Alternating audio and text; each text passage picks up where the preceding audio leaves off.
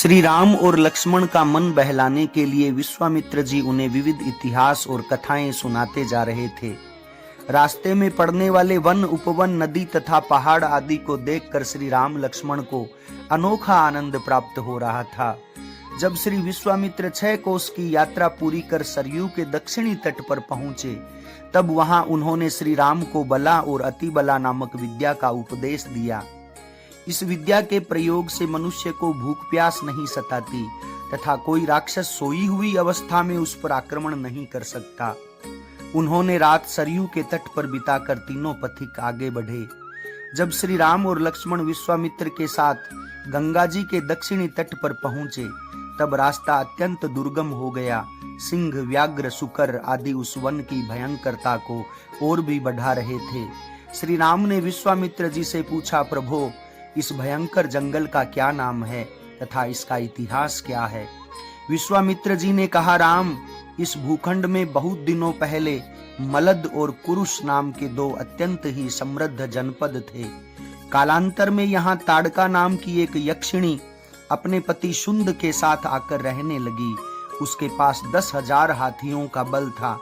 दोनों पति पत्नी यहाँ स्वच्छंद रहने लगे तथा यहाँ के निवासी और मुनि उनके अत्याचार से पीड़ित होकर इस स्थान को छोड़कर अन्यत्र चले गए। अगस्त्य ऋषि के शाप से शुंद भस्म हो गया और ताड़का राक्षसी हो गई। मारीच और सुबाहु इसी ताड़का के पुत्र हैं। इन राक्षसों के अत्याचार से यह स्थान निर्जन पड़ा है। कोई भी इस रास्ते से आने की हिम्मत नहीं करता है। यदि कोई आ भी जाता है तो ताड़का उसे मारकर खा जाती है।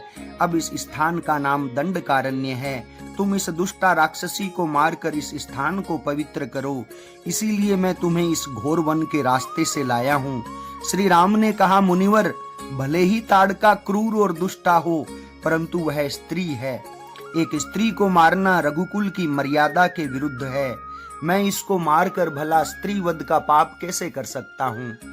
विश्वामित्र जी ने कहा, श्री राम, अत्याचारी व्यक्ति चाहे स्त्री हो या पुरुष, यदि वह अपना सुधार नहीं करता और जनता को पीड़ित करता है तो उसे मार डालना ही परम धर्म है। दुष्कर्मियों की उपेक्षा करना महान पाप है। इसलिए तुम बिना शंका किए इस दुष्टा का संहार करो। विश्वामित्र जी के आदेश का पालन करने के लिए श्री राम ने अपना धनुष उठाया और जोर से टंकार किया।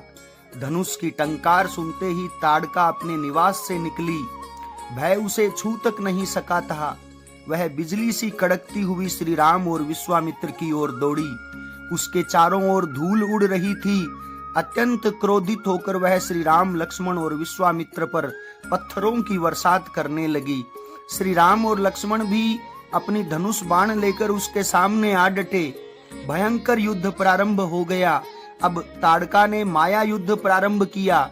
छिपकर उसने नाना प्रकार के शस्त्रों के प्रहार की झड़ी लगा दी। श्री राम ने एक बाण चलाकर उसके अस्त्र शस्त्रों को बेकार कर दिया। युद्ध में विलंब होते देखकर विश्वामित्र ने कहा, श्री राम, अब इसे मारने में देर मत करो। रात्रि में राक्षसों की शक्ति अधिक बढ़ जाती है, फिर इसे मारना कठिन हो जाएगा। श्री राम ने ताड़का को मार डालने के उद्देश्य से धनुष पर एक कराल बाण का संधान किया और ताड़का की छाती को लक्ष्य करके चला दिया। उस बाण के लगते ही ताड़का की छाती फट गई और वह कटे वृक्ष की तरह पृथ्वी पर गिरकर मर गई। देवगणों ने आकाश से श्री राम पर पुष्पों की वर्षा की। ताड़का वध से विश्वामित्र जी परम प्रसन्न हुए। चारों ओर श्री राम की जय जयकार होने लगी। जय श्री राम।